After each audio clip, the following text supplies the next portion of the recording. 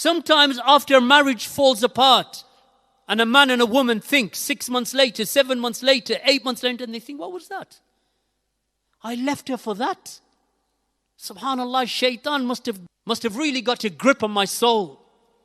Or the woman who regrets afterwards asking for the divorce from her husband.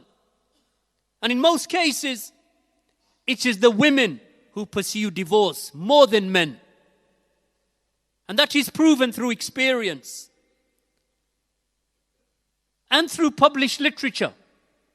Women seek divorce and pursue divorce more than men. Alhamdulillah, as Shaykh Muqbil said, rahimahullah ta'ala, Shaykh Muqbil, he said, Alhamdulillah, Allah did not place divorce into the hands of women because they divorce their husbands dozens of times a day.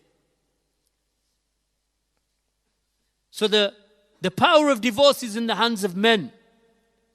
But the ones who pursue it most are the women.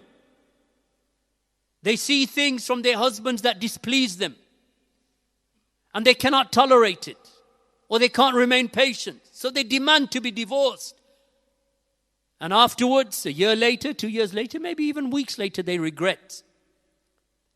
Much of their displeasure is because they compare their lives with their husbands to the lives of other couples and other families. So she starts to think that her existence with this man is miserable. She is convinced by the apparent lifestyles of other women, even if those women are sinful, irreligious, and unbelievers. The woman will see those women as being better off. Her soul, her nafs begins to rebel.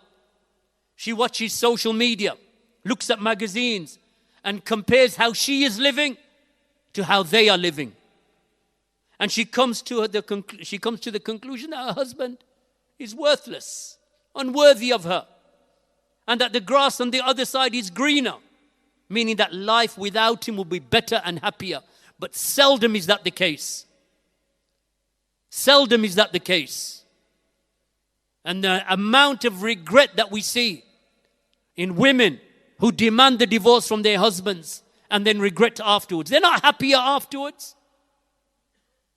Their lifestyle doesn't improve afterwards. They carry their children into other marriages, and the new husband is not interested in your children. Then the children go off the rails. How does she start? She looks at the examples of others and she begins to mistreat him, deny him his marital rights.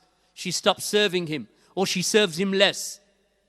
She's no longer kind to him, gentle to him, and loving towards him. She looks for excuses to find faults with him until she demands a divorce because he's not earning enough. Or because she believes that she's left in the home to look after the children and she needs free time to go out. Or she has some unfulfilled ambitions of a career. Eventually they divorce.